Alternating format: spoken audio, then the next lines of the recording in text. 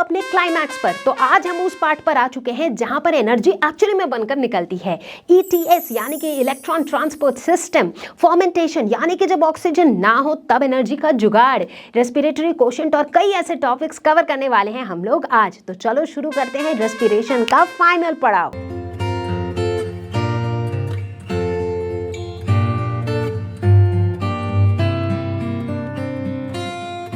Hello everyone, मुझे उम्मीद है कि आप सभी अच्छे होंगे और आज मैं लेकर आई हूँ class 11th biology respiration in plants का दूसरा और फाइनल वीडियो। आज इस वीडियो के अंदर हम लोग खत्म करने वाले हैं हमारे सारे रिमेनिंग टॉपिक्स ऑफ रेस्पिरेशन। और अगर आप मेरे साथ इस पूरे वीडियो को देखोगे तो हमेशा की तरह आपके कॉन्सेप्ट्स डेफिनेटली होंगे क्रिस्टल क्लियर। तो मैं हूँ Roshni from Learno Hub, the free learning platform, जहाँ पर आप पढ़ सकते हो फिजिक्स, केमिस्ट्री, मैथ्स, बायोलॉजी, सब कुछ absolutely for free only at learnohub.com। So तैयार हैं सभी लोग? I'm sure तैयार ही होंगे।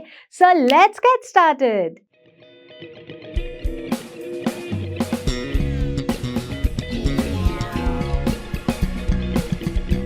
तो मेरे प्यारे बच्चों, हम लोगों ने पिछले वीडियो में यानी कि रेस्पिरेशन इन प्लांट्स के पहले वीडियो में हमने क्या देखा? हम पढ़ रहे थे एरोबिक रेस्पिरेशन, जिसके अंदर हमने पढ़ा पहला स्टेप ग्लाइकोलिसिस, दूसरा स्टेप पाइरूवेट ऑक्सीडेशन और तीसरा स्टेप क्रेब्स साइकिल। अब पढ़ने वाले हैं हम चौथा स्टेप, जो कि है इलेक्ट्रॉन ट्रांसपोर्ट सिस्टम। ठीक है, तो कुल मिला के पहले तीनों स्टेप्स में ग्लाइकोलिसिस, पाइरूवेट ऑक्सीडेशन और क्रेब्स साइकिल, इन तीनों स्टेप्स को मिलाते हुए हमने क्या देखा? हमें कुछ चीजें मिली। क्या मिली? हमें NADH मिले 10 और हमें FADH2 मिले 2। राइट, सबको तो पता ही है कि NADH और FADH2 क्या है? ये हाई एनर्जी मॉलिक्यूल्स है जहां से हम ATP सिंथेसिस कर सकते हैं। और ATP सिंथेसिस करने का जो मेन प्रोसेस है, जहां पर एक्चुअल में ATP बनता हुआ दिखेगा, that process, that step is this one, which is electron transport system, जिसे हम इलेक्ट्रॉन ट्रांसपोर्ट चेन भी कहते हैं। ठीक है, तो इस स्टेप के अंदर होगा क्या? NADH, FADH2 जैसे हाई एनर्जी मॉलिक्यूल्स के अंदर जो एनर्जी स्टोर्ड है, उस एनर्जी को यूटिलाइज किया जाएगा टू सिंथेसाइज ATP। ठीक है, अच्छा, और क्या होगा यहाँ पर? देखो इसका नाम देखो, इलेक्ट्रॉन ट्रांसपोर्ट चेन, मतलब एक ऐसा चेन किसका चेन?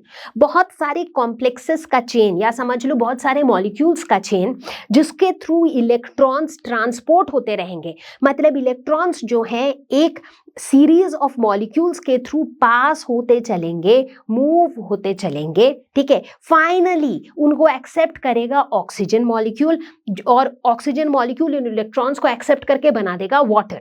ठीक है, लेकिन जिस दौरान ये इलेक्ट्रॉन्स इन कैरियर्स के थ्रू, इन्हें हम इलेक्ट्रॉन कैरियर्स कहते हैं, जो इलेक्ट्रॉन को कैरी करते हैं अगले को दे देते हैं, फिर कैरी करते हैं अगले को दे देते हैं। राइट, तो जब इलेक्ट्रॉन्स इन इलेक्ट्रॉन कैरियर्स के थ्रू मूव करते हैं तो एनर्जी रिलीज होती है, और ये जो एनर्जी रिलीज होती है, ये एनर्जी यूटिलाइज होती है फॉर ATP सिंथेसिस। ठीक है, तो एक ऊपर से एक आइडिया दे रही हूं कि इलेक्ट्रॉन ट्रांसपोर्ट सिस्टम या फिर इलेक्ट्रॉन ट्रांसपोर्ट चेन में एग्जैक्टली क्या होने वाला है। ठीक है, सो आई थिंक इस ब्रीफ इंट्रोडक्शन के साथ we are all set to understand electron transport system. तो भाई सबसे पहला सवाल दिमाग में यही आता है कि ये जो ETS है, इलेक्ट्रॉन ट्रांसपोर्ट सिस्टम, ये कहां पर अकर करता है? तो उसके लिए थोड़ा सा पीछे जाएंगे बेटर क्लैरिटी के लिए। तो एरोबिक रेस्पिरेशन के जो चारों स्टेप्स है, पहला स्टेप ग्लाइकोलिसिस, कहां पे होता था, कहां अकर करता था? प्लांट सेल्स के साइटोप्लाज्म में। करेक्ट। दूसरा स्टेप था पाइरूवेट ऑक्सीडेशन, कहां पर होता था? माइटोकॉन्ड्रिया में। राइट, पाइरूवेट ऑक्सीडेशन जहां आ गया वहां माइटोकॉन्ड्रिया यानी कि power house of the cell. ठीक है, तीसरा स्टेप था क्रेब्स साइकिल। क्रेब्स साइकिल कहां होता था? वो भी माइटोकॉन्ड्रिया में। कहां पर? माइटोकॉन्ड्रिया के मैट्रिक्स में। फिर आया इलेक्ट्रॉन ट्रांसपोर्ट सिस्टम या फिर इलेक्ट्रॉन ट्रांसपोर्ट चेन, ये भी होता है माइटोकॉन्ड्रिया में, लेकिन माइटोकॉन्ड्रिया के कौन से पार्ट में? इनर मेम्ब्रेन में। एक बार वापस से माइटोकॉन्ड्रिया के स्ट्रक्चर का रिकैप दे देती हूं, ताकि भाई खाली वर्ड्स ना समझ आए, एक्चुअल में समझ आए। माइटोकॉन्ड्रिया जिसे हम सेल का पावर हाउस कहते हैं, क्यों? इसके अंदर एनर्जी जनरेट होती है, जो कि अभी होने वाली है इसी प्रोसेस में, है ना। सो माइटोकॉन्ड्रिया एक डबल मेम्ब्रेन स्ट्रक्चर है, एक आउटर मेम्ब्रेन है, एक इनर मेम्ब्रेन है। दोनों मेम्ब्रेन के बीच का जो स्पेस है उसे हम कहते हैं इंटर मेम्ब्रेन स्पेस, और इनर मेम्ब्रेन के अंदर जो जगह है उसे हम कहते हैं मैट्रिक्स। ठीक है, तो ये जो स्टेप है, ये जो प्रोसेस है इलेक्ट्रॉन ट्रांसपोर्ट चेन, ये अकर करता है इनर मेम्ब्रेन में। क्यों?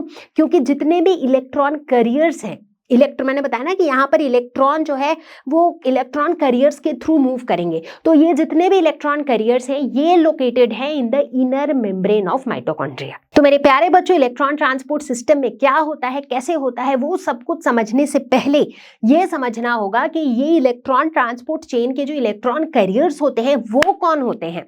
तो इलेक्ट्रॉन कैरियर्स जो होते हैं ये कॉम्प्लेक्सेस होते हैं। कॉम्प्लेक्सेस मतलब एक कॉम्प्लेक्स के अंदर मल्टीपल कंपाउंड्स प्रेजेंट होते हैं। तो ये हमारा जो इनर मेम्ब्रेन होता है माइटोकॉन्ड्रिया का, उस इनर मेम्ब्रेन में हम 4 कॉम्प्लेक्सेस की बात करेंगे, कॉम्प्लेक्स 1, कॉम्प्लेक्स 2, कॉम्प्लेक्स 3 और कॉम्प्लेक्स 4। ठीक है, तो सबसे पहला कॉम्प्लेक्स है कॉम्प्लेक्स 1, जिसका नाम है NADH डिहाइड्रोजिनेज। नाम ध्यान से सुनो, NADH डिहाइड्रोजिनेज। ठीक है, अब ये जो कॉम्प्लेक्स है ये एक एल शेप का प्रोटीन स्ट्रक्चर है। एल का शेप है तो इस तरीके का, एक ऐसे आर्म है, एक ऐसे आर्म है, 2 आर्म्स हैं। तो इसका एक आर्म जो है वो इनर मेम्ब्रेन में लाई करता है और दूसरा आर्म जो है वो मैट्रिक्स में लाई करता है।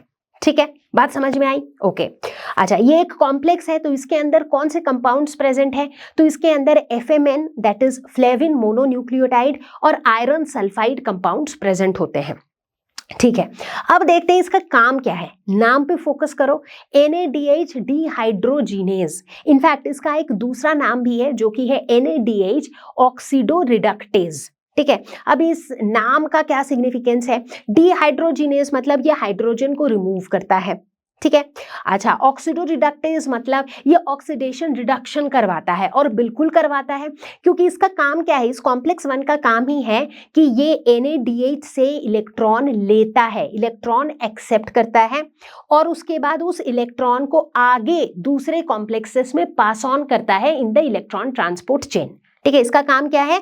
NADH से ये इलेक्ट्रॉन लेता है और उसके बाद उस इलेक्ट्रॉन को आगे दूसरे कॉम्प्लेक्सेस में पास ऑन करता है in the electron transport chain.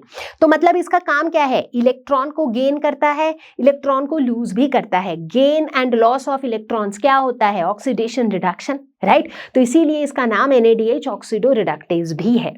ठीक है, तो ये तो है हमारा कॉम्प्लेक्स 1। एक बार फिर से आपको ये बैकग्राउंड दे देती हूँ ताकि आप अच्छे से लॉजिकली समझते हुए आगे बढ़ो कि ये जो कॉम्प्लेक्सेस की हम बात कर रहे हैं, ये कॉम्प्लेक्सेस कहाँ हैं? माइटोकॉन्ड्रिया के इनर मेम्ब्रेन में है।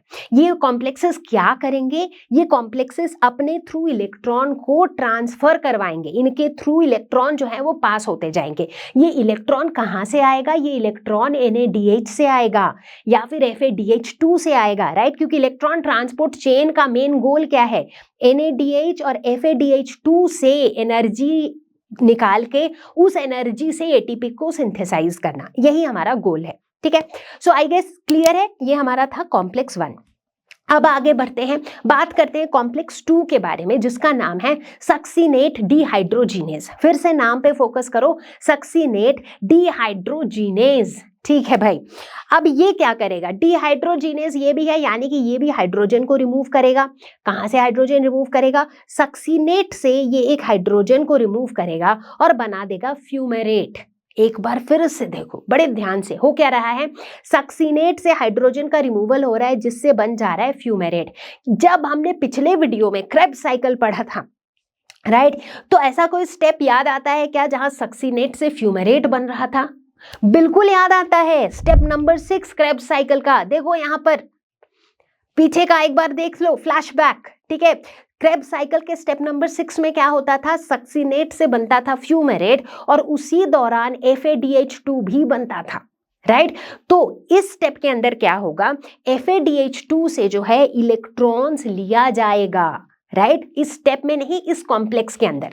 तो ये जो कॉम्प्लेक्स नंबर 2 है, इस कॉम्प्लेक्स नंबर 2 में किसकी एंट्री हो रही है? FADH2 की एंट्री हो रही है। FADH2 से इस कॉम्प्लेक्स के अंदर इलेक्ट्रॉन्स लिया जा रहा है ताकि ये इलेक्ट्रॉन्स को आगे इलेक्ट्रॉन ट्रांसपोर्ट चेन में ट्रांसफर कर दिया जाए या फिर मूव ऑन कराया जाए। ठीक है, यहाँ पर बच्चों ध्यान देने वाली बात यह है कि ये जो कॉम्प्लेक्स 2 है ना, ये NADH पाथवे का पार्ट नहीं है, लेकिन ये FADH2 पाथवे का पार्ट है। अब सभी लोगों के कान खड़े हो जाएंगे कि मैम बड़ा डिफिकल्ट लग रहा है, लेकिन लगेगा नहीं, मुझे थोड़ा सा टाइम दो, एकदम इजी और एकदम कॉन्सेप्चुअली आपका क्रिस्टल क्लियर कॉन्सेप्ट करवा दूंगी, ठीक है, थोड़ा टाइम देना पड़ेगा। तो ये जो कॉम्प्लेक्स 2 है, एक बार फिर से समझो, कॉम्प्लेक्स 2 जो है NADH पाथवे का पार्ट नहीं है, लेकिन FADH2 पाथवे का पार्ट है। अब ये दो पाथवेज कहां से आ गए, समझो मैंने क्या बोला था, इलेक्ट्रॉन ट्रांसपोर्ट चेन में हमारा गोल क्या है, NADH FADH2, इन दोनों में से ही इनके स्टोर्ड एनर्जी को यूज करके ATP को सिंथेसाइज करना है, राइट। क्योंकि क्रेब्स साइकिल तक जो भी हुआ था उसमें हमें NADH भी मिले थे, उसमें हमें FADH2 भी तो मिला था, राइट।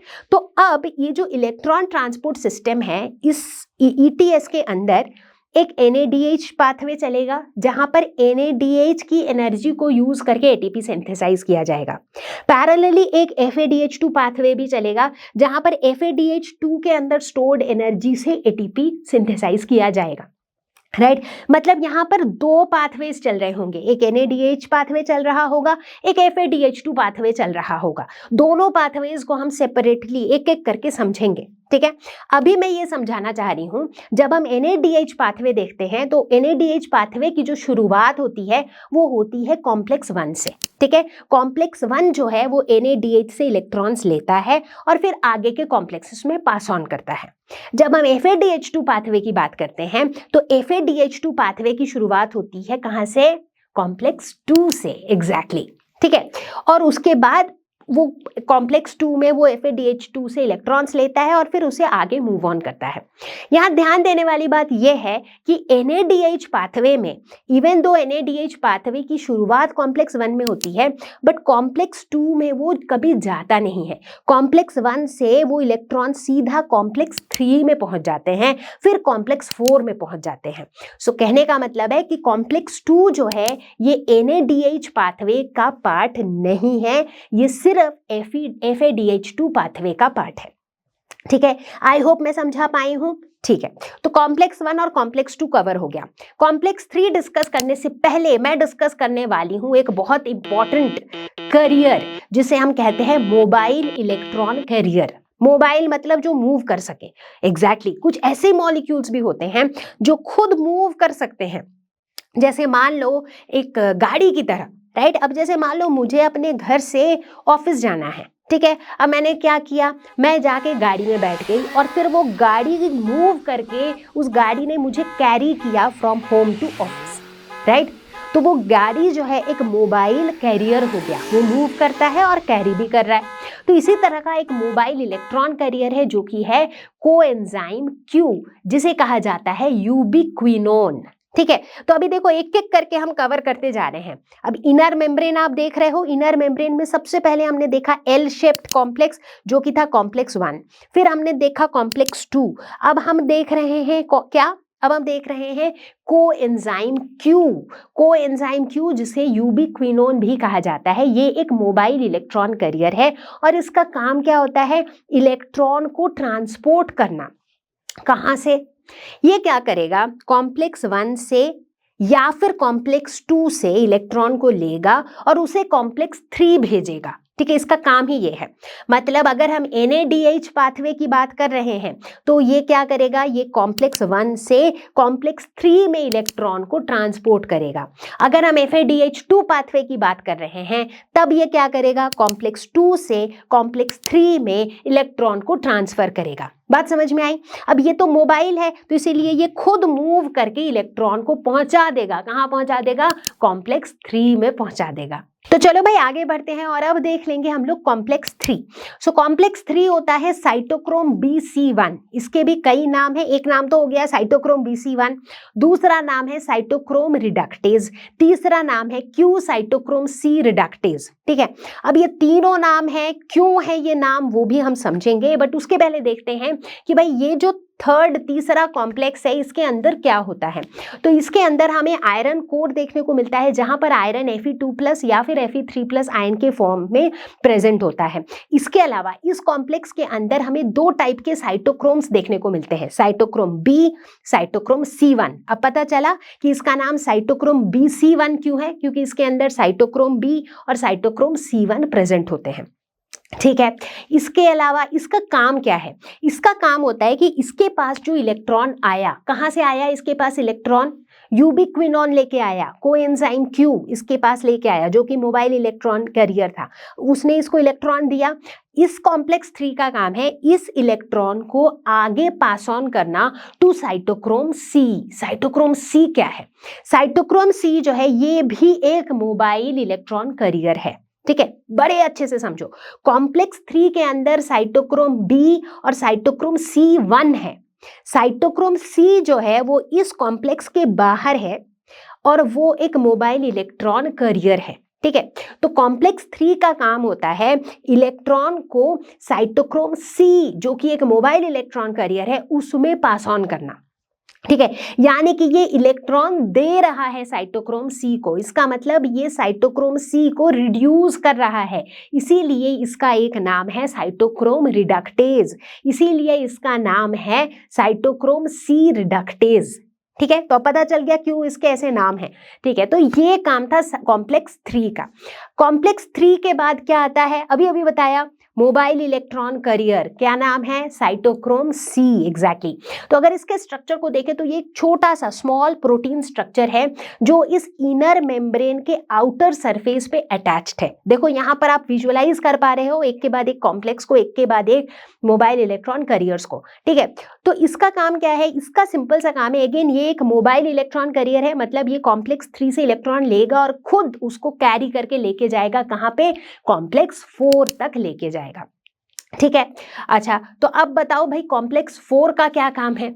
सो पहले तो जानना होगा कि कॉम्प्लेक्स 4 है क्या। सो कॉम्प्लेक्स 4 है साइटोक्रोम C ऑक्सीडेज। ठीक है, अब नाम से आप गेस कर लिए होंगे इसका काम क्या है। साइटोक्रोम C ऑक्सीडेज ये है हमारा कॉम्प्लेक्स 4, और इस कॉम्प्लेक्स 4 के अंदर क्या पाया जाता है अगर उसकी हम बात करें तो ये हीम और कॉपर कॉन्टेनिंग कॉम्प्लेक्स है। इसके अंदर कॉपर हमें देखने को मिलता है, कॉपर के कॉम्प्लेक्सेस पाए जाते हैं। ठीक है, इसका काम क्या है? इसका काम है इलेक्ट्रॉन्स को रिसीव करना, किससे? साइटोक्रोम C से। साइटोक्रोम C जो कि एक मोबाइल इलेक्ट्रॉन कैरियर था, इसका काम है साइटोक्रोम C से इलेक्ट्रॉन ले लेना। साइटोक्रोम C से इलेक्ट्रॉन ले रहे हैं, मतलब साइटोक्रोम C को क्या कर रहे हैं? ऑक्सीडाइज कर रहे हैं, इसीलिए इसका नाम क्या है? इस कॉम्प्लेक्स का नाम क्या है? Cytochrome C oxidase. ठीक है, तो देखो समझ के पढ़ोगे तो सब कुछ याद रहेगा कि किस कॉम्प्लेक्स का क्या नाम है और क्यों नाम है। एंड मोर इम्पोर्टेंटली ये जो चारों कॉम्प्लेक्सेस मैंने बताया, और 4 कॉम्प्लेक्सेस मैंने बताया और साथ ही 2 मोबाइल इलेक्ट्रॉन कैरियर्स के बारे में भी बताया, जब इसको आप इस तरीके से विजुअलाइज करते हुए समझ रहे हो तो ये पिक्चर कहीं ना कहीं आपके दिमाग में सेट हो जाएगी। जब ये पिक्चर आपके दिमाग में सेट होगी ना तो काफ़ी सारी चीज़ें, काफ़ी सारी इंफॉर्मेशन आपके दिमाग में वैसे ही स्टोर्ड रहेंगी।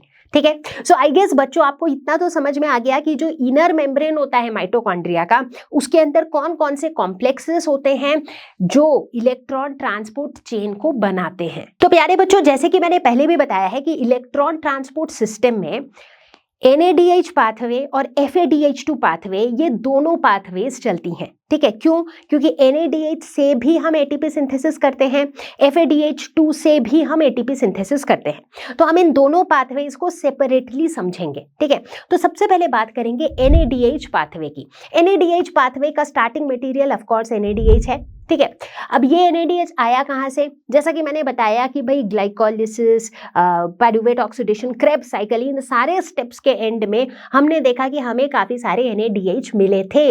वो NADH जो हैं वो दे देते हैं NAD+, साथ में इलेक्ट्रॉन, साथ में H+ आयंस। ठीक है, अब ये जो इलेक्ट्रॉन्स हैं, ये इलेक्ट्रॉन्स मूव कर जाते हैं through the electron transport chain.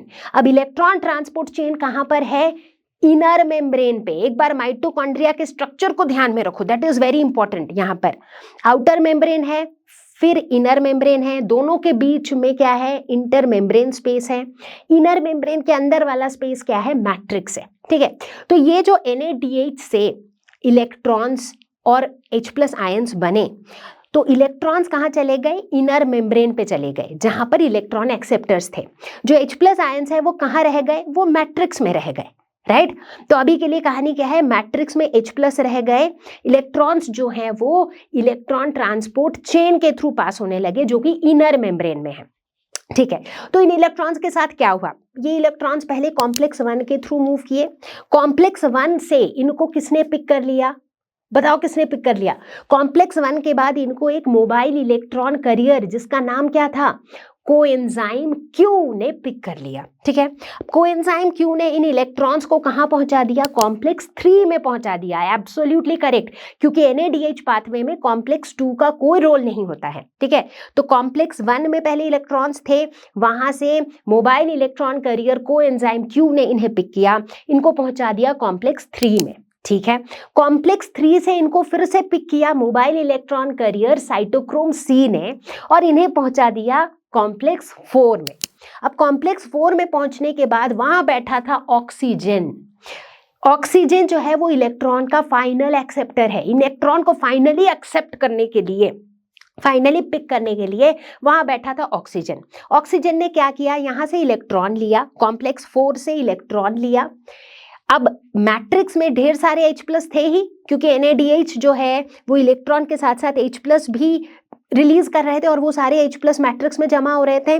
तो ऑक्सीजन क्या करता है, यहाँ से इलेक्ट्रॉन लिया, साथ ही मैट्रिक्स से H+ लिया और बना दिया वाटर मॉलिक्यूल। एग्जैक्टली, तो इस तरीके से वाटर बन गया। अगर यहाँ पर ऑक्सीजन एक फाइनल एक्सेप्टर की तरह नहीं होता तो क्या होता, फिर इलेक्ट्रॉन्स जो है वो यहाँ पर एक्यूमुलेट होते चले जाते, इकट्ठा होते चले जाते, है ना। तो यहाँ पर इलेक्ट्रॉन का जो फाइनल एक्सेप्टर है कौन है, वो फाइनल एक्सेप्टर मॉलिक्यूल ऑक्सीजन है।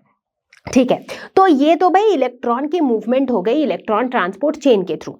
बट सवाल ये उठता है कि ठीक है, इलेक्ट्रॉन अगर ऐसे ऐसे इलेक्ट्रॉन एक्सेप्टर्स के थ्रू मूव कर रहा है, उससे क्या, उससे हम ATP कैसे सिंथेसाइज कर रहे हैं। अब होता क्या है, जैसे जैसे ये electrons down the gradient move कर रहे हैं, what do I mean by down the gradient, मतलब जैसे जैसे ये जो इलेक्ट्रॉन्स हैं ये कॉम्प्लेक्स 1 से कॉम्प्लेक्स 3 से कॉम्प्लेक्स 4 ऐसे मूव कर रहे हैं, हर स्टेप में खूब सारी एनर्जी रिलीज हो रही है। ठीक है, क्योंकि आफ्टर ऑल NaDH में क्या है, हाई एनर्जी मॉलिक्यूल्स है, इनमें काफी एनर्जी है, तो हर एक स्टेप में ना स्टेप वाइज एनर्जी रिलीज हो रही है।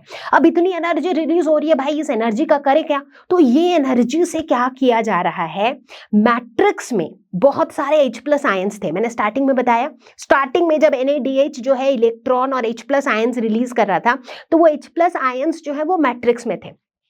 तो अब जब हर स्टेप में इतनी एनर्जी रिलीज हो रही है, इस एनर्जी से जो H+ आयंस मैट्रिक्स में थे उनको पंप कर दिया जा रहा है into the inter membrane space.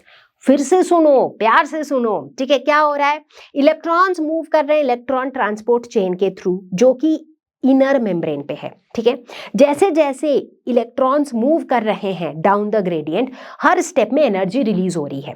ये एनर्जी जो मैट्रिक्स में H+ आयंस हैं उनको पंप कर रहे हैं into the inter membrane space. ठीक है, कुल मिला के एक NaDH पाथवे में, मतलब एक NaDH मॉलिक्यूल से हम देखते हैं एक पूरे पाथवे में टोटल 10 H+ आयंस पंप होते हैं।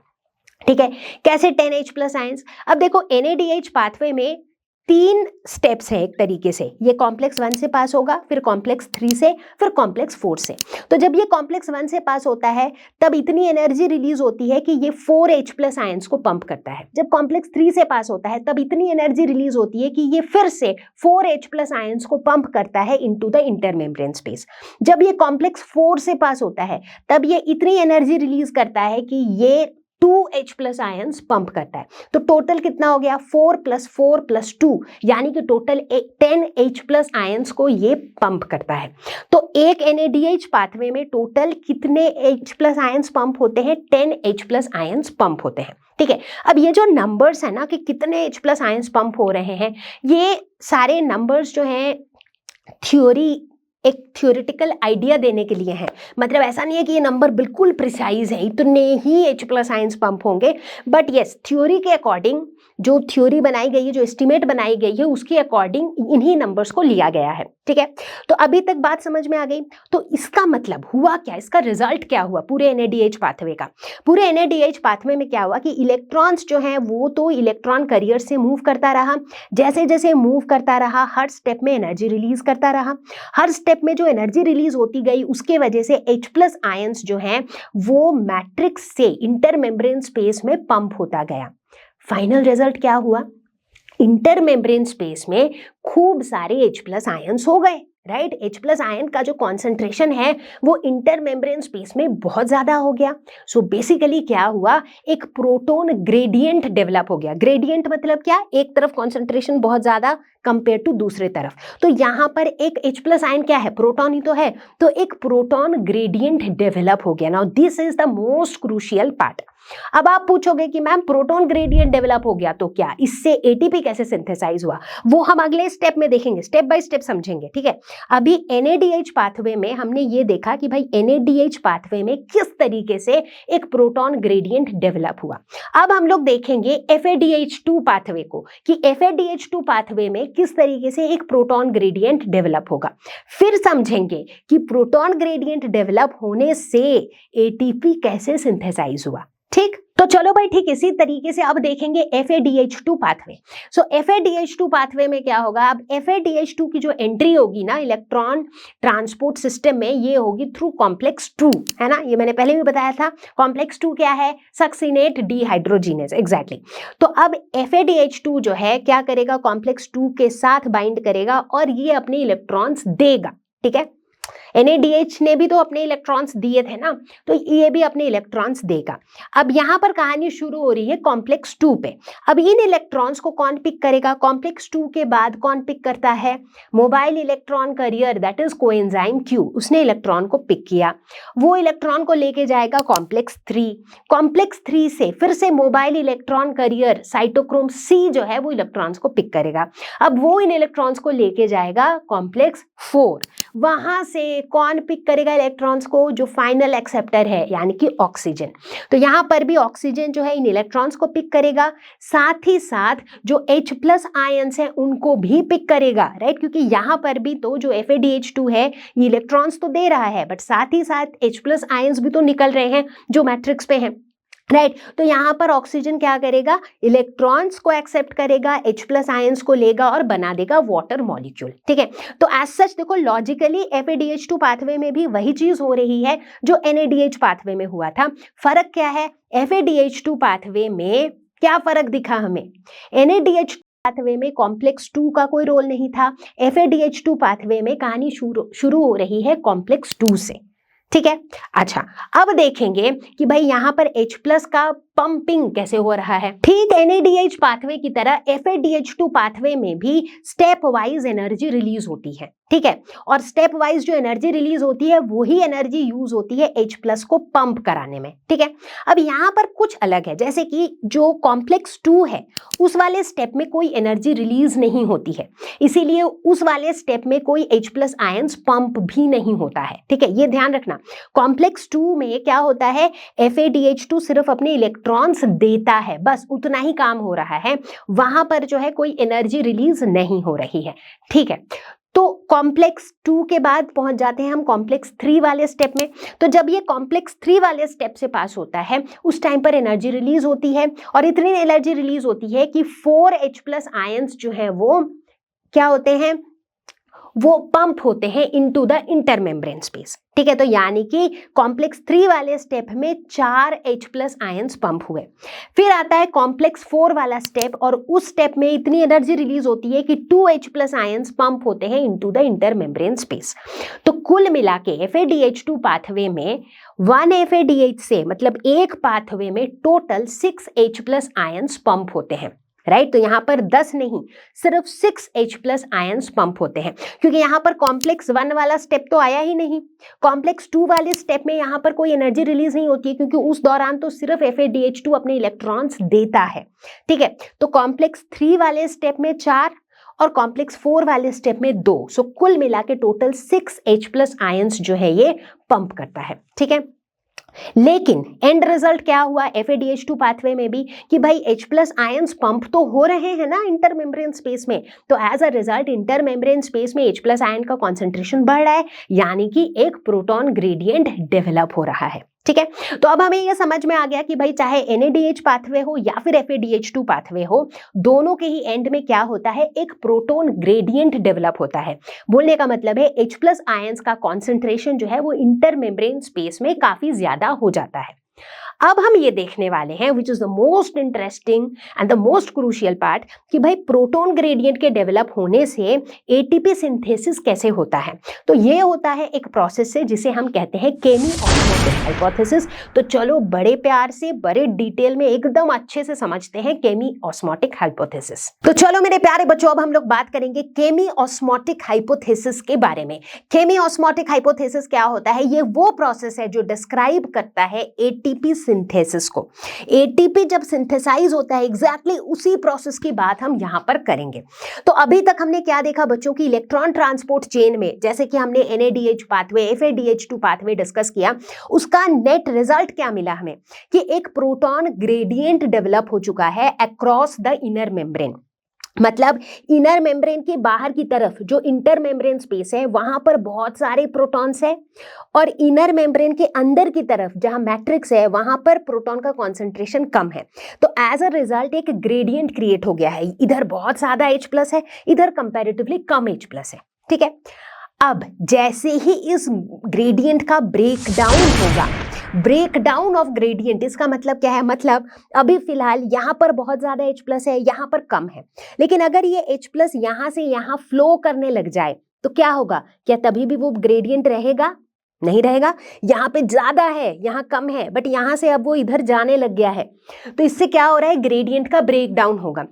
जब ग्रेडियंट का ब्रेकडाउन होगा तो ढेर सारी एनर्जी रिलीज होगी और यही एनर्जी जो है एटीपी को सिंथेसाइज करेगी, ठीक है। तो ये कहानी होने वाली है यहाँ पर। अब हमें देखना यह है कि ये ग्रेडियंट का ब्रेकडाउन होता कैसे है। अब भाई आप सोचोगे बहुत ही साधारण तरीके से, मैम इसमें कौन सी बड़ी बात है कि भाई ग्रेडियंट का ब्रेकडाउन होना है तो ये जो H+ आयंस हैं, चूंकि इनका जो कॉन्सेंट्रेशन है वो इंटर मेम्ब्रेन स्पेस में बहुत ज्यादा है, तो ये मूव करने लग जाएंगे across the inner membrane into the matrix. But ऐसा नहीं होगा, क्योंकि ये जो H+ आयंस हैं ये खुद से फ्रीली मेम्ब्रेन को क्रॉस नहीं कर सकते हैं, इनर मेम्ब्रेन को क्रॉस नहीं कर सकते हैं। क्यों नहीं कर सकते हैं? एक एग्जाम्पल लो, मान लो आपका जो स्कूल है, आपके स्कूल के अंदर कोई भी रास्ते में चलता फिरता यूं ही एंटर कर सकता है क्या? नहीं कर सकता है, क्योंकि स्कूल की सेफ्टी, बच्चों की सेफ्टी सिक्योरिटी के लिए स्कूल ने एक सिस्टम बना रखा होगा जहां पर स्कूल के मेन गेट पे एक सिक्योरिटी का सिस्टम होगा। कोई भी इंसान जो स्कूल के अंदर जाना चाहता है उससे पूछा जाएगा कि भाई आपको किससे मिलना है, क्यों मिलना है, और ये सब कुछ पूछने के बाद उसे एक गेट पास दिया जाएगा और उस गेट पास के साथ ही वो स्कूल के अंदर घुस सकता है, राइट। मतलब किसी भी इंसान को स्कूल का वो गेट क्रॉस करने के लिए क्या चाहिए, एक गेट पास चाहिए, है ना।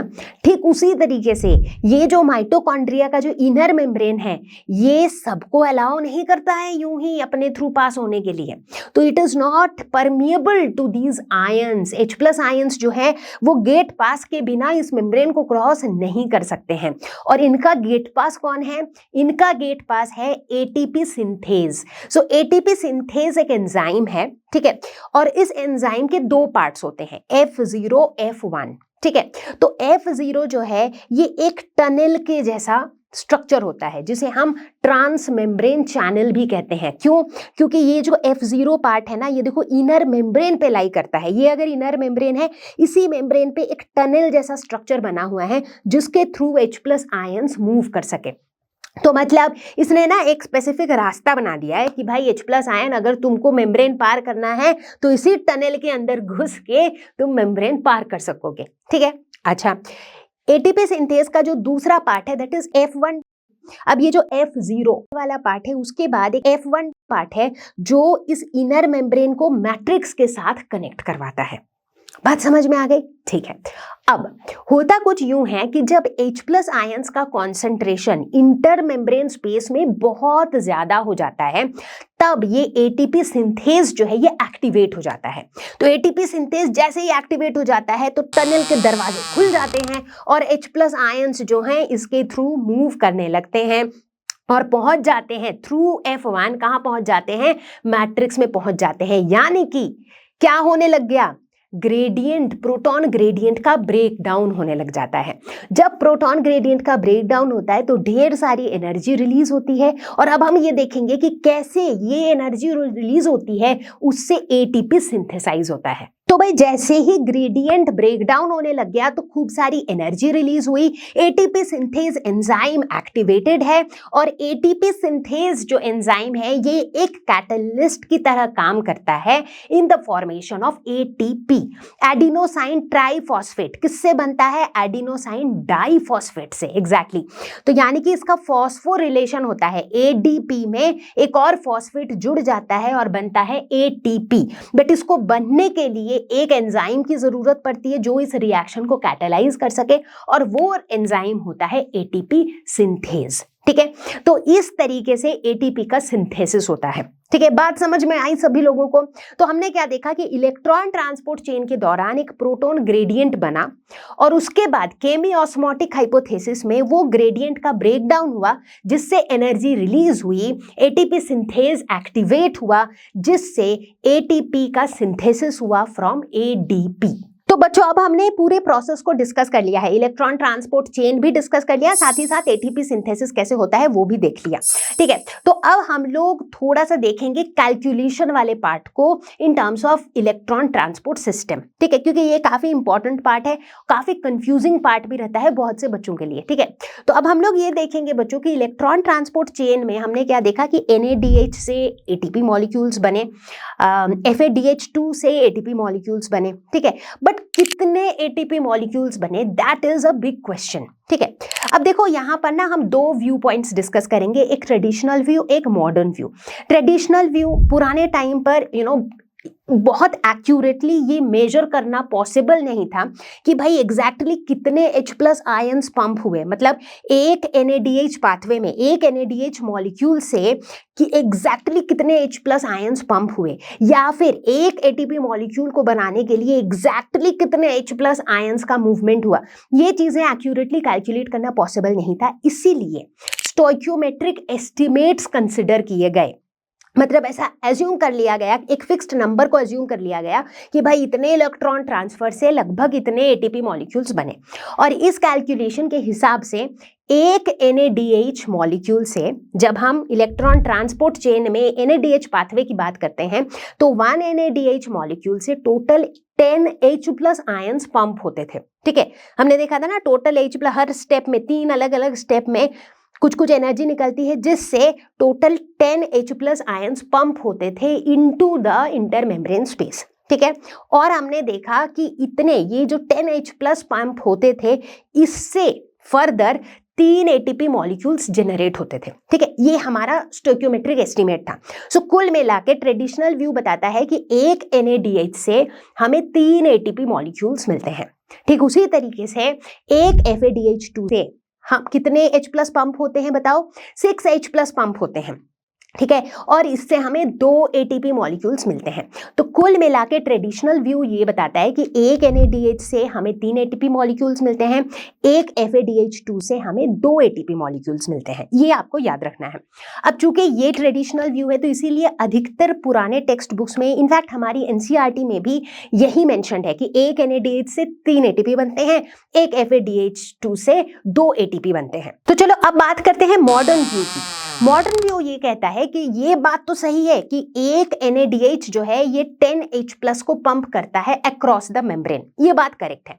बट मॉडर्न व्यू ये कहता है कि ATP सिंथेज जो एंजाइम है जिसके हेल्प से ATP सिंथेसाइज हो रहा है, इस ATP सिंथेज को लगभग 4 H+ आयंस चाहिए होते हैं एक ATP बनाने के लिए। बड़े ध्यान से सुनो, मॉडर्न व्यू कह रहा है कि ATP सिंथेज एंजाइम को लगभग 4 H+ आयंस चाहिए होते हैं मतलब ATP सिंथेज, ATP कैसे बना रहा है? जब H+ आयन जो है वो across the membrane through F0 F1 पार हो रहा है एटीपी सिंथेज से, तभी तो एटीपी सिंथेज एक्टिवेट होके एटीपी बना रहा है। तो ये कहता है कि एटीपी सिंथेज को लगभग 4H+ चाहिए होते हैं टू मेक 1 एटीपी मॉलिक्यूल। तो अगर 4H+ एक एटीपी बना रहा है तो 10H+ कितने एटीपी बनाएगा? 2.5 एटीपी मॉलिक्यूल, राइट। तो इस कैलकुलेशन के हिसाब से 1 NADH जो है ये बनाएगा 2.5 एटीपी मॉलिक्यूल्स। ठीक इसी तरीके से, इसी लॉजिक से अगर मॉडर्न व्यू पे हम FADH2 की बात करें तो एक FADH2 कितने H+ पंप करता है? 6H+ पंप करता है, ठीक है।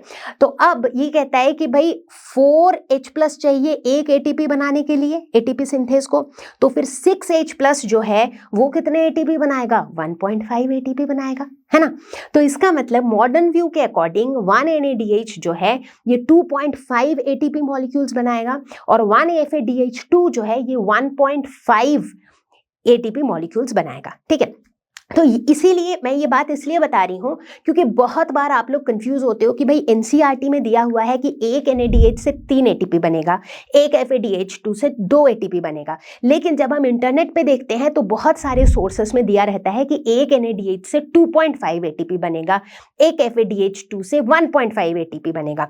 तो ये कंफ्यूजन मैं क्लियर कर रही हूँ कि ये जो है ना अलग अलग व्यूज हैं, दैट टू बिकॉज ये जो पूरी कैलकुलेशन है ना ये बहुत सारे अजम्पशंस पे है। हमें मतलब ऐसा कुछ नहीं है कि भाई पहले NADH2 पाथवे हो रहा है, NADH पाथवे हो रहा है और एकदम वैसे ही हो रहा है, एकदम वैसे ही H+ मूव कर रहे हैं, ऐसा है नहीं। रियलिटी में एक लिविंग सिस्टम के अंदर जब ये प्रोसेसेस हो रहे हैं तो मल्टीपल प्रोसेसेस साथ में हो रहे हैं।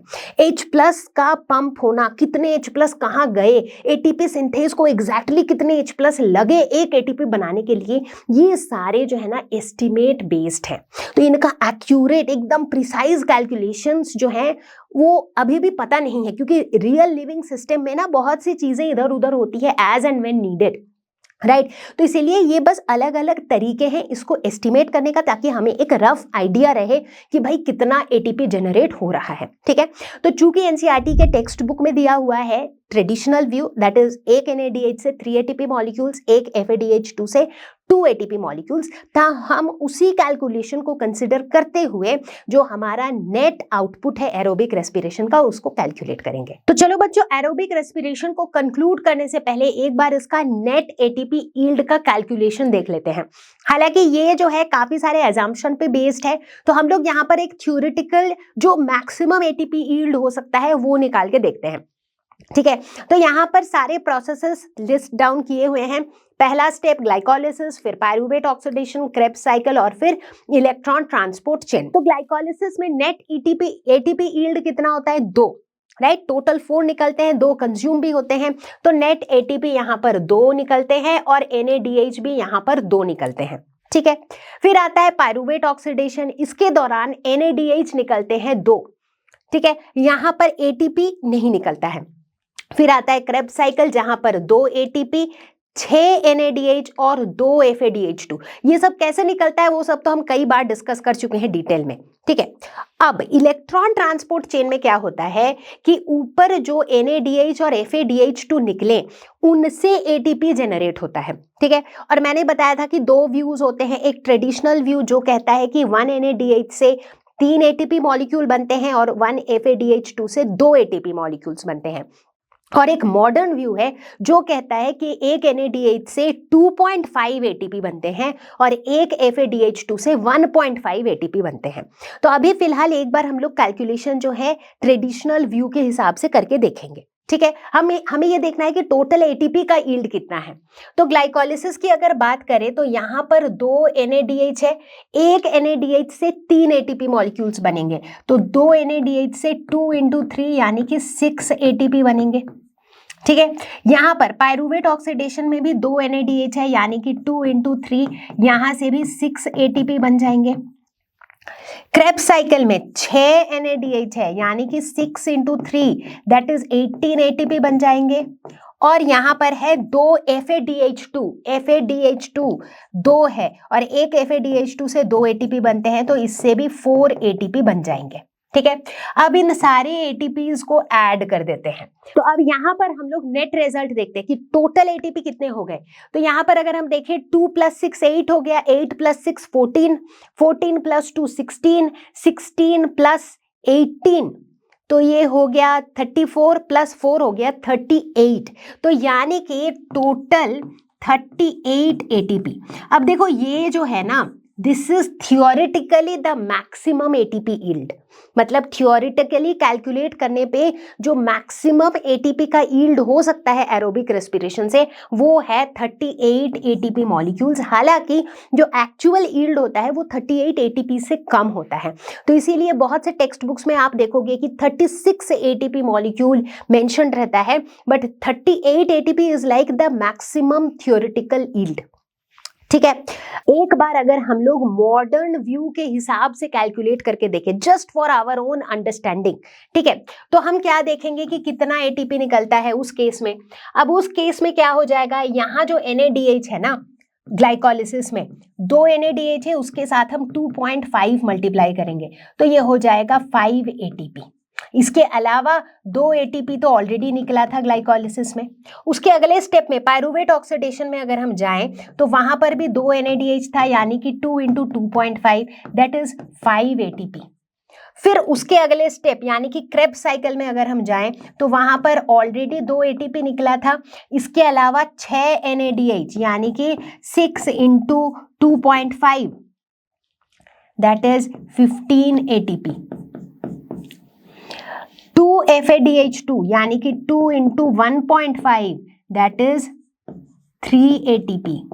ठीक है, तो कुल मिला के इतने एटीपीज होंगे। तो इनको अगर हम सम करें तो टोटल कितने एटीपीज होंगे देखते हैं।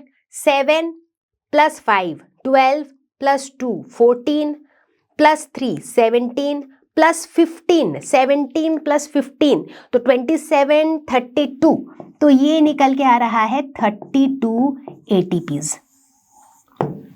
तो देखो ये जो वैल्यू निकल के आ रही है वो इस मैक्सिमम वैल्यू से काफी कम है, बट अगेन इसको आपको मतलब मैं कुछ भी कॉन्ट्रडिक्ट नहीं कर रही हूं, but this is just as per the modern view जो ये कहता है कि एक NADH से 2.5 एटीपी मॉलिक्यूल्स बनते हैं और एक FADH2 से 1.5 एटीपी बनते हैं। ठीक है, so anyways keep this aside. मैं सिर्फ इतना बताना चाह रही हूँ कि जो नेट एटीपी यील्ड होता है जो मैक्सिमम है दैट इज 38 एटीपी, लेकिन जनरली इससे कम एटीपी मॉलिक्यूल का यील्ड होता है which is generally considered around 36 ATP molecules. तो चलो मेरे प्यारे बच्चों, अब हम लोग आगे बढ़ेंगे हमारे अगले टॉपिक की तरफ जो कि है फर्मेंटेशन।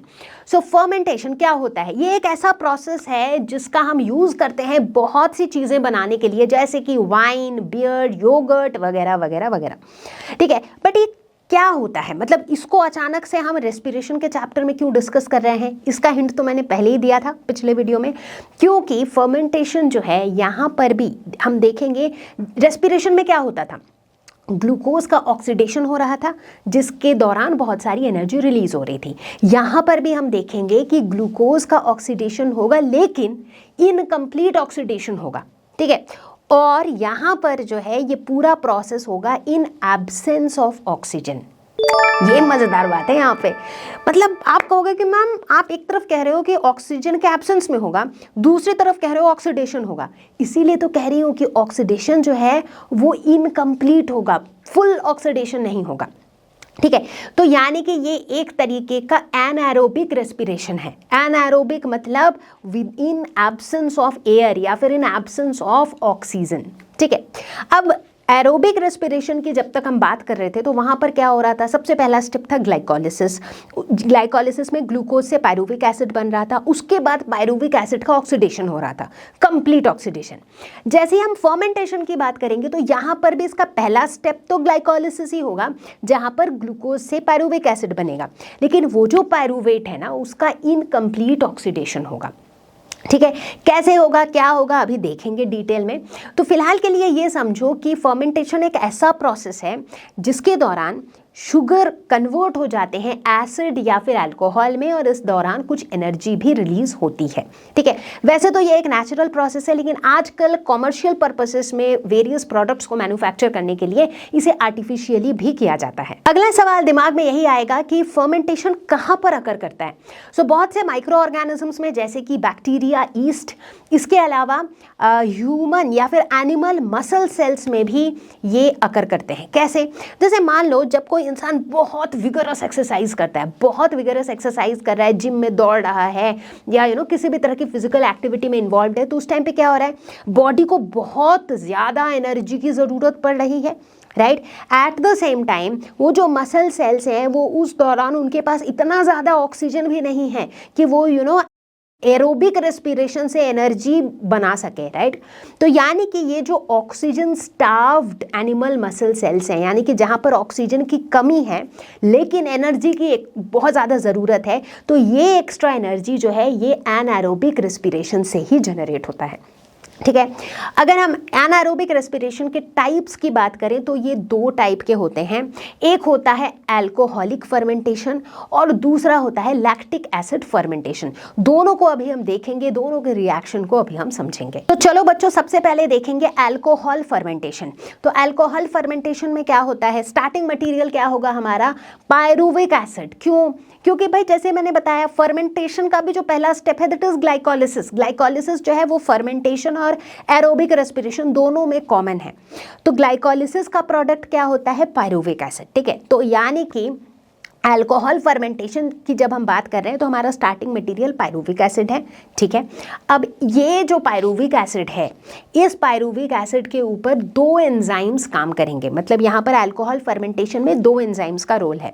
जो पहला एंजाइम है वो है पायरुविक एसिड डीकार्बोक्सिलेज। ठीक है, पायरुविक एसिड डीकार्बोक्सिलेज। डीकार्बोक्सिलेज क्या करता है, कार्बन डाइऑक्साइड को रिमूव करता है। ठीक है, अब सोच के देखो, पायरुविक एसिड जो है वो एक 3 कार्बन कंपाउंड है, उसमें से एक कार्बन CO2 बन के निकल जाएगा, तो बचेगा 2 कार्बन, यानी कि जो प्रोडक्ट हमें मिलेगा वो एक 2 कार्बन कंपाउंड होगा।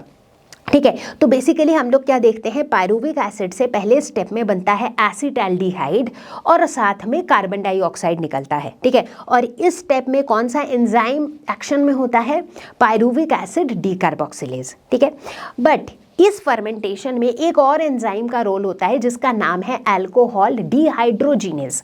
अल्कोहल डिहाइड्रोजिनेज, डिहाइड्रोजिनेज क्या करता है, हाइड्रोजन को रिमूव करता है, राइट।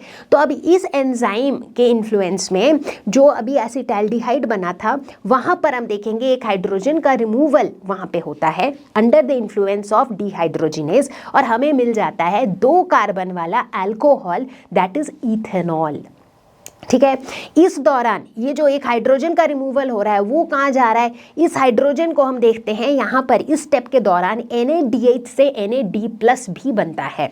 ठीक है, तो कुल मिला के अल्कोहल फर्मेंटेशन में स्टार्टिंग मटेरियल क्या था, पायरुविक एसिड था। पायरुविक एसिड से क्या बना, इथेनॉल बना और कार्बन डाइऑक्साइड रिलीज हुआ। 2 चीज़ें बनी यहाँ पर, क्या क्या बना, इथेनॉल दैट इज अल्कोहल और साथ में कार्बन डाइऑक्साइड।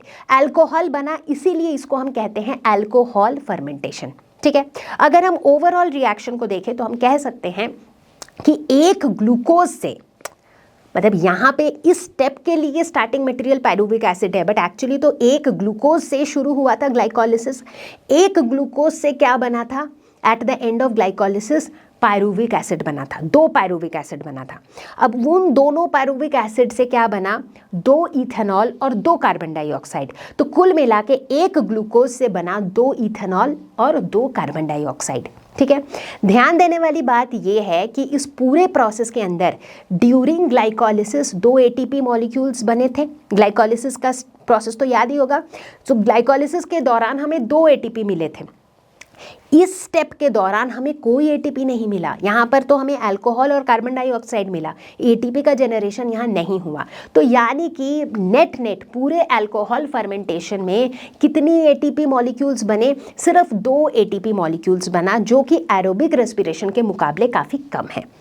अब एक और चीज़ हमने नोटिस किया कि इस अल्कोहल फर्मेंटेशन के दौरान NAD+ भी प्रोड्यूस हुआ।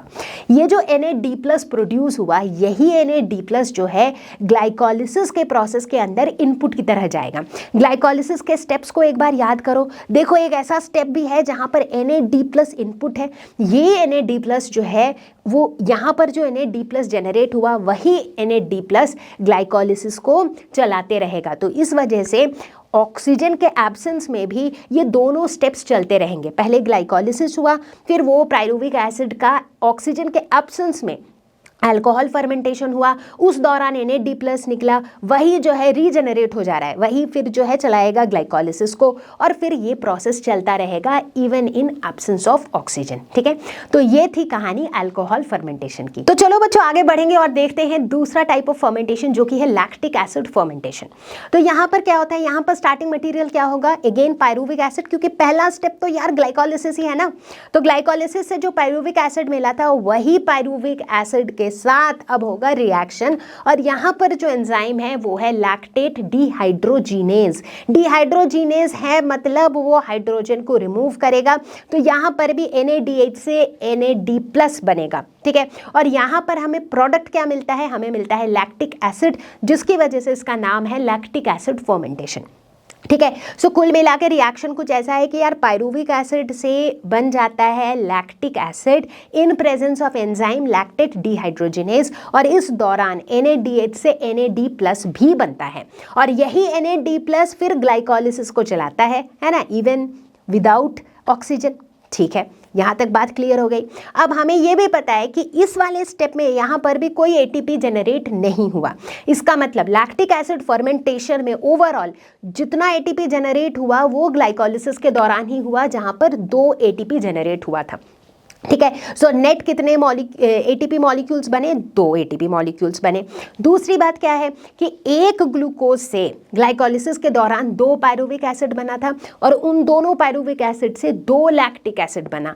तो कुल मिला के लैक्टिक एसिड फर्मेंटेशन में एक ग्लूकोज से 2 लैक्टिक एसिड बनता है, 2 मॉलिक्यूल ऑफ लैक्टिक एसिड बनता है। ठीक है, तो बस इतनी सी थी कहानी लैक्टिक एसिड फर्मेंटेशन की। तो यहाँ पर एक और बार दोहरा रही हूँ यही बात कि अगर हम एनारोबिक रेस्पिरेशन या फिर फर्मेंटेशन में नेट ATP यील्ड की बात करें, तो नेट ATP मॉलिक्यूल्स जो यहाँ जनरेट होता है वो है 2 ATP मॉलिक्यूल, क्योंकि जो भी जनरेट होता है वो ग्लाइकोलिसिस के दौरान होता है। जैसा कि हमने ग्लाइकोलिसिस को डिटेल में पढ़ा है कि उसमें टोटल 4 ATP निकलते हैं, लेकिन 2 ATP यूटिलाइज भी हो रहे होते हैं, इसीलिए नेट ATP यील्ड कितना है, 2 ATP मॉलिक्यूल्स। ठीक है, उसके बाद चाहे लैक्टिक एसिड फर्मेंटेशन हो चाहे अल्कोहल फर्मेंटेशन हो, अगले स्टेप में कोई ATP जनरेट नहीं होता है। सो कुल मिला के चाहे किसी भी टाइप का फर्मेंटेशन हो, नेट ATP यील्ड इज 2। तो बच्चों हमने पूरे रेस्पिरेशन के प्रोसेस को देखा, समझा, जाना, और यहाँ पर हम देखते हैं कि रेस्पिरेटरी पाथवे जो है ये एक एम्फीबॉलिक पाथवे है। अब आप बोलोगे मैम ये नया टर्म आप कहाँ से ले आए?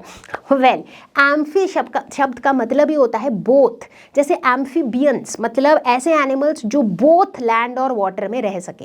एम्फीबॉलिक का मतलब होता है ऐसा पाथवे जिसके अंदर एनाबॉलिज्म और कैटाबॉलिज्म दोनों हो रहा हो। अब ये एना और कैटाबॉलिज्म क्या होता है? वेल, एनाबॉलिज्म का मतलब होता है छोटे छोटे मॉलिक्यूल्स को जोड़ के नए मॉलिक्यूल्स बनाना। कैटाबॉलिज्म मतलब होता है बड़े मॉलिक्यूल्स को तोड़ के एनर्जी रिलीज करना। तो देखो दोनों ऑपोजिट प्रोसेसेस लग रहे हैं। एक में छोटे छोटे मॉलिक्यूल्स जुड़ के बड़े मॉलिक्यूल्स बना रहे हैं, दूसरे में बड़े मॉलिक्यूल्स टूट रहे हैं, right? But interestingly respiratory pathway जो है ये एम्फीबॉलिक है, यानी कि रेस्पिरेशन के प्रोसेस के दौरान कैटाबॉलिज्म भी होता है और एनाबॉलिज्म भी होता है ना। That's interesting. आप पूछोगे कैसे? समझते हैं, पहले समझते हैं इसके कैटाबॉलिक नेचर को, राइट? अब वो काफ़ी स्ट्रेट फॉरवर्ड है। क्यों? क्योंकि रेस्पिरेशन में होता क्या है, ग्लूकोज या फिर ऐसे फूड मॉलिक्यूल्स का ब्रेक डाउन ही तो होता है। चाहे ग्लाइकोलिसिस ले लो, क्रेब्स साइकिल ले लो, या फिर इलेक्ट्रॉन ट्रांसपोर्ट सिस्टम ही ले लो, हर जगह क्या हो रहा है, ये ग्लूकोज मॉलिक्यूल्स का ब्रेक डाउन हो रहा है, ढेर सारी एनर्जी रिलीज हो रही है, बस वही तो है कैटाबॉलिज्म, राइट? तो भाई कैटाबॉलिक नेचर है वो तो सीधा सीधा पता चल रहा है। बट इंटरेस्टिंग ये है कि भाई एनाबॉलिक कैसे है, यहाँ पर मॉलिक्यूल्स बन कैसे रहे हैं। अब अगर ध्यान से इन्हीं प्रोसेसेस को देखो, क्रेब्स साइकिल देखो या फिर ग्लाइकोलिसिस देखो, तो आप देखोगे बहुत सारे ऐसे इंटरमीडिएट्स बन रहे हैं जो यूज़ होते हैं काफ़ी सारे क्रूशियल इंपॉर्टेंट बायोमॉलिक्यूल्स को बनाने के लिए। एग्जाम्पल्स देती हूँ, जैसे क्रेब्स साइकिल के अंदर ही अगर हम बात करें तो अल्फा कीटोग्लूटरेट एक इंटरमीडिएट बनता था, राइट। अल्फा कीटोग्लूटरेट से हम कई अमाइनो एसिड सिंथेसाइज कर सकते हैं। ऑक्सैलो एसीटेट ये भी एक इंटरमीडिएट बनता था, उससे भी हम कई अमाइनो एसिड्स को बना सकते हैं, राइट। तो ये जो फाइनल प्रोडक्ट बन रहा है वो तो अलग बात है, बट फाइनल प्रोडक्ट के अलावा भी रेस्पिरेटरी पाथवे में ऐसे बहुत सारे इंटरमीडिएट्स बनते हैं, जैसे कि एसिटाइल कोएंजाइम है जो कोलेस्ट्रॉल बनाता है, राइट। तो इस तरीके से बहुत सारे इंटरमीडिएट्स हैं जिनसे हम कई सारे यूजफुल बायोमॉलिक्यूल्स बना पाते हैं। तो इस तरीके से इसका एनाबॉलिक नेचर भी हमारे सामने आता है और इसीलिए कहा जाता है कि रेस्पिरेटरी पाथवे जो है ये एक एम्फीबॉलिक पाथवे है। इसी के साथ बच्चों हम आगे बढ़ेंगे हमारे अगले टॉपिक की तरफ, जो कि है रेस्पिरेटरी कोशेंट। क्या होता है रेस्पिरेटरी कोशेंट? इसे रेस्पिरेटरी रेशियो भी कहा जाता है। रेशियो ऑफ कोर्स किसी दो चीज़ों का रेशियो ही होगा। अब रेस्पिरेशन के पूरे प्रोसेस के दौरान हमने क्या देखा कि यहाँ पर oxygen is taken in, carbon dioxide is given out. Oxygen अंदर आता है, कार्बन डाइऑक्साइड बाहर जाता है। तो कितना कार्बन डाइऑक्साइड बाहर गया, वॉल्यूम उसका डिवाइडेड बाय कितना ऑक्सीजन का वॉल्यूम अंदर आया, उसको हम कहते हैं रेस्पिरेटरी कोशेंट। मतलब कि एक गिवन वॉल्यूम ऑफ ऑक्सीजन के लिए जो अंदर आया, कितना कार्बन डाइऑक्साइड का वॉल्यूम बाहर गया, उसे हम रेस्पिरेटरी कोशेंट या फिर रेस्पिरेटरी रेशियो कहते हैं, जिसे शॉर्ट फॉर्म में हम RQ से डिनोट करते हैं। ये एक डायमेंशनलेस क्वांटिटी है ऑफ कोर्स, क्योंकि दोनों वॉल्यूम का रेशियो है, तो ऑफ कोर्स कोई डायमेंशन नहीं है इसका। और हम नोटिस करते हैं कि अलग अलग रेस्पिरेटरी सबस्ट्रैट्स के लिए रेस्पिरेटरी रेशियो जो है वो अलग अलग होता है, क्योंकि अलग अलग सबस्ट्रैट्स के, जैसे मान लो कार्बोहाइड्रेट्स है या फिर प्रोटीन्स हैं, तो सबकी जो है अलग अलग कैपेसिटीज़ हैं। मतलब एक गिवन अमाउंट ऑफ ऑक्सीजन के लिए सभी जो है अलग अलग amount of carbon dioxide release करते हैं, तो मतलब सबकी कैपेसिटीज़ अलग अलग होती हैं। तो इसके बारे में हम लोग थोड़ा सा और डिटेल में देखेंगे, ठीक है। फिलहाल के लिए अब ये जो रेस्पिरेटरी रेशियो का फंडा है, this is for aerobic respiration of course, क्योंकि एनारोबिक रेस्पिरेशन में क्या होता है, ऑक्सीजन टेकन इन होता ही नहीं है, जीरो होता है। तो जब आप ये रेशियो निकालोगे कि volume of carbon dioxide by volume of oxygen, तो डिनोमिनेटर आपका जीरो है, यानी कि रेस्पिरेटरी कोशेंट इन्फिनिटी है। सो एनारोबिक रेस्पिरेशन के लिए रेस्पिरेटरी कोशेंट इज इन्फिनिटी। तो चलो अब देखते हैं कुछ अलग अलग रेस्पिरेटरी सबस्ट्रैट्स कि उनके रेस्पिरेटरी कोशेंट कैसे डिफर करते हैं। तो भाई रेस्पिरेटरी कोशेंट क्या होता है ये तो हमने देख लिया। तो चलो अब रेस्पिरेटरी कोशेंट को अलग अलग सबस्ट्रैट्स के लिए कैलकुलेट करते हैं और देखते हैं कि उससे हमें कोई नई इंफॉर्मेशन मिलती है क्या। तो यहाँ पर हम देखेंगे कार्बोहाइड्रेट्स, फैट्स, ऑर्गेनिक एसिड्स के रेस्पिरेटरी कोशेंट्स को, ठीक है। तो सबसे पहले डिस्कस करेंगे कार्बोहाइड्रेट्स। तो यहाँ पर कार्बोहाइड्रेट्स पे हमने ग्लूकोज को लिया है, ठीक है।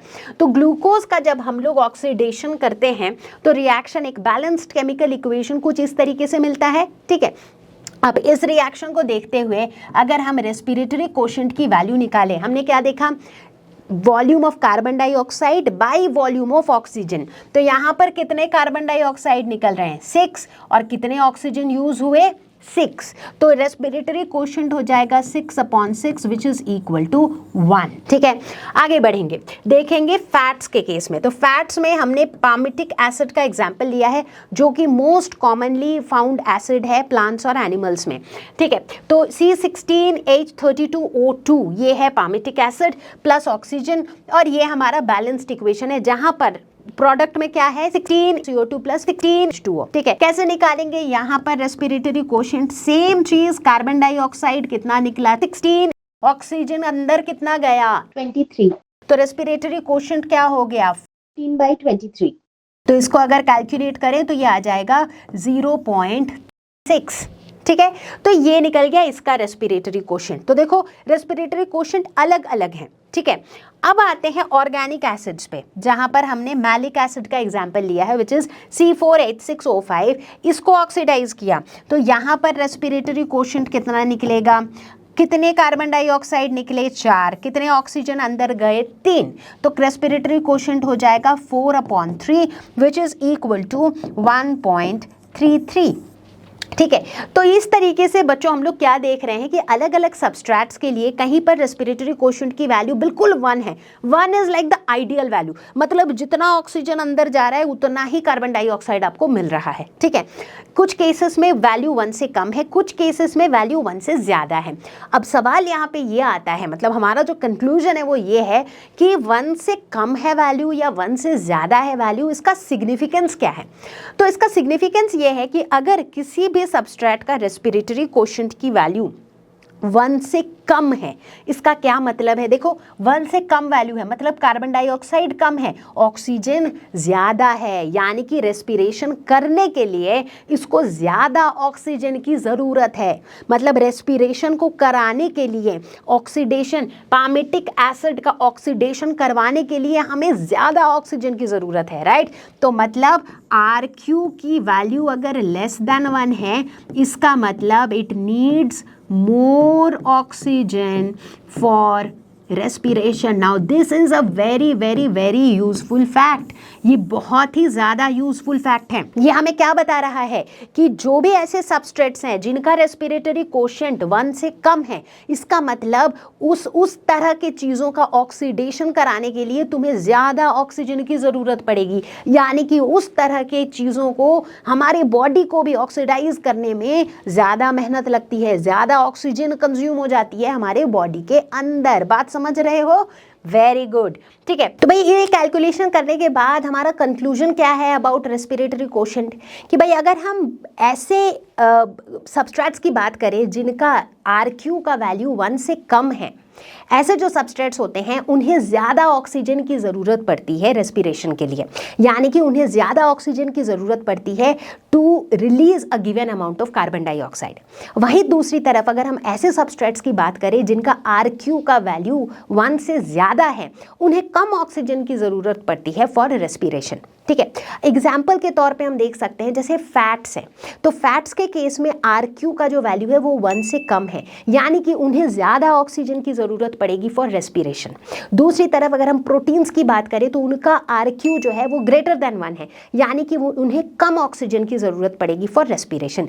इसका ये भी मतलब है कि हमारे बॉडी के अंदर जब हम फैट्स का इंटेक करते हैं तो फैट्स से एनर्जी निकालने के लिए, इनका डाइजेशन होने में इनको ज़्यादा ऑक्सीजन की ज़रूरत है, राइट? तो मतलब उनका मेंटेनेंस काफ़ी हाई है, उनका डाइजेशन बॉडी के अंदर कंपैरेटिवली मुश्किल है व्हेन कंपेयर टू प्रोटीन्स। इसी के वजह से देखो बोला जाता है ना कि बहुत ज़्यादा फैट का intake may not be a great idea, क्योंकि इससे क्या होगा, वो तो काफ़ी उनको प्रीमियम सर्विस चाहिए, उनको काफ़ी ज़्यादा ऑक्सीजन चाहिए, तो वो सारी ऑक्सीजन उनको ही चाहिए होगी अपने रेस्पिरेशन के लिए, अपने ऑक्सीडेशन के लिए। ठीक है, तो आई थिंक विद दिस हमने रेस्पिरेटरी कोशेंट के टॉपिक को भी कंप्लीट किया।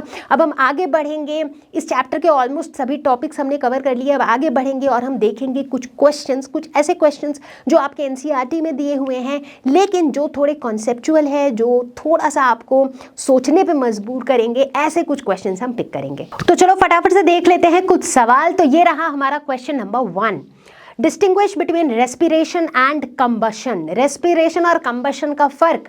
भाई रेस्पिरेशन एक बायोलॉजिकल प्रोसेस है, कंबशन एक केमिकल प्रोसेस है। हाँ, दोनों का डिफरेंस पूछा ही क्यों जा रहा है? क्योंकि दोनों में ही ऑक्सीडेशन होता है, दोनों में ही कोई सब्सटेंस के साथ ऑक्सीजन का रिएक्शन होता है। लेकिन रेस्पिरेशन एक बायोलॉजिकल प्रोसेस है जो लिविंग ऑर्गेनिज्म के बॉडी के अंदर होता है। It is a life process.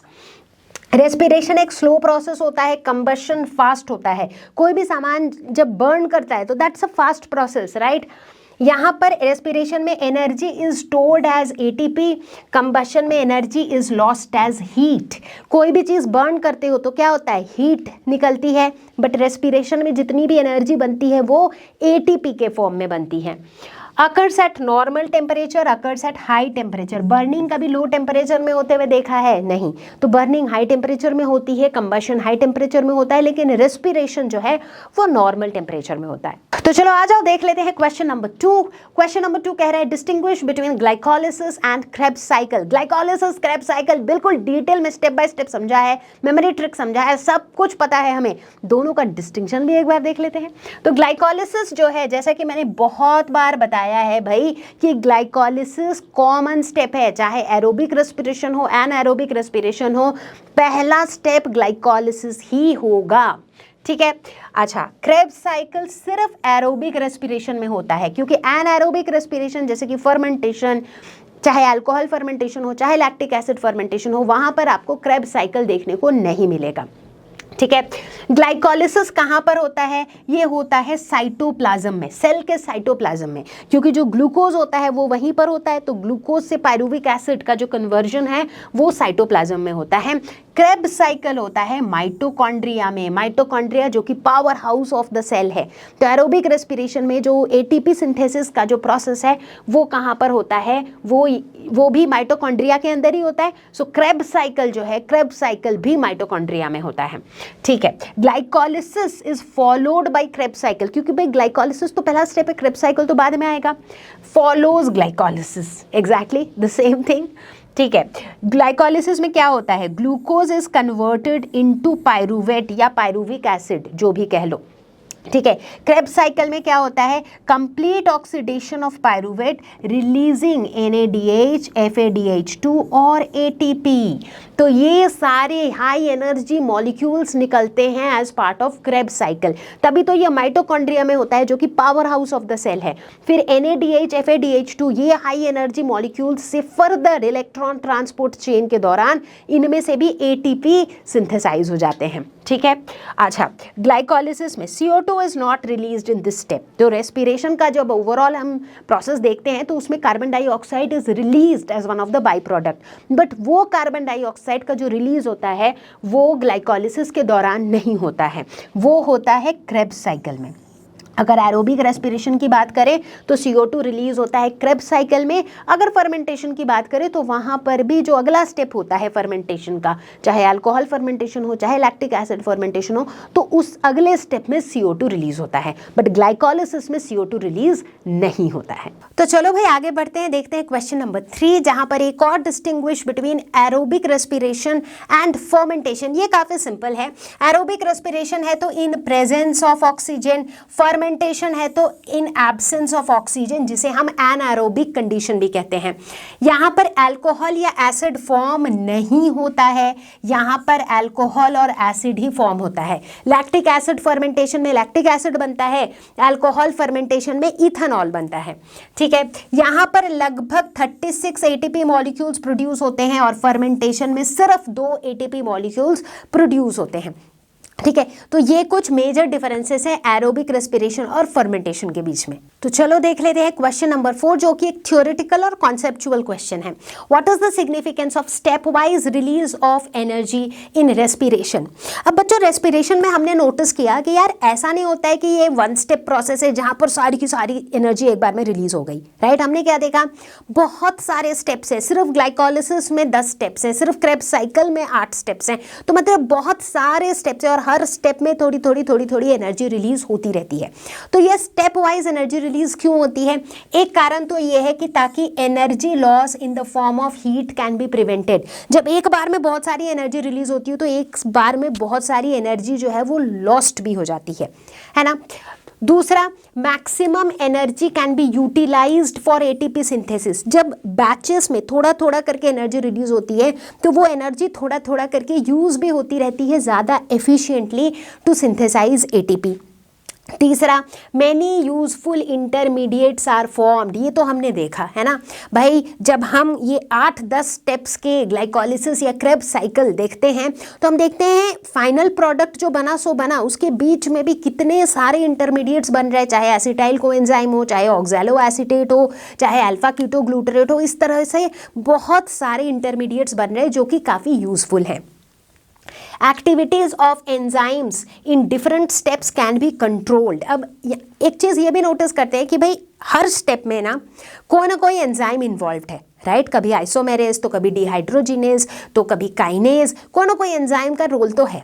अब अगर मान लो ये स्टेप बाय स्टेप ना हो के अगर एक बार में हो रहा होता तो इतने सारे एंजाइम्स एक साथ काम कर रहे होते तो उनके एक्टिविटी को कंट्रोल करना भी काफ़ी मुश्किल होता।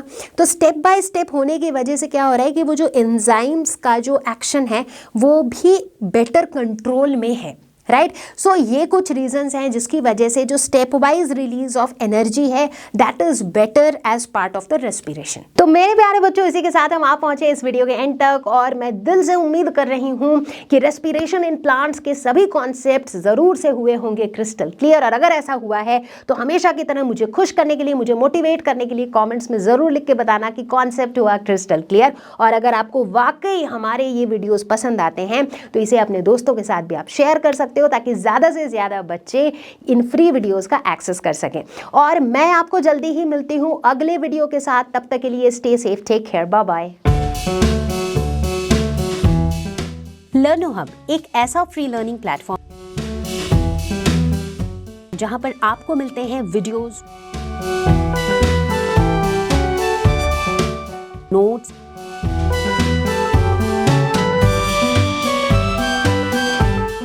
NCERT solutions, sample papers, and online tests absolutely free of cost. लर्नो hub class 11-12 YouTube channel, अगर आप या आपके जान पहचान का कोई तैयारी कर रहा है नीट या जेईई का, तो हमारे यूट्यूब चैनल पर है लर्नो हब नीट पे जीत, जेईई पे जीत का complete course absolutely for free. इनमें चैप्टर्स की डिटेल्ड एक्सप्लेनेशंस, लाइव क्लासेस, ढेर सारे क्वेश्चंस और प्रीवियस ईयर क्वेश्चंस डिटेल्ड में कवर्ड हैं। और तो और you can ask all your doubts absolutely for free at ask question section of लर्नो hub. हमारा एंड्रॉयड ऐप भी है। आप 1-on-1 क्लास लेना चाहते हो तो है लर्नो हब स्वयं at a very affordable price. लर्नो hub free है पर बेस्ट है।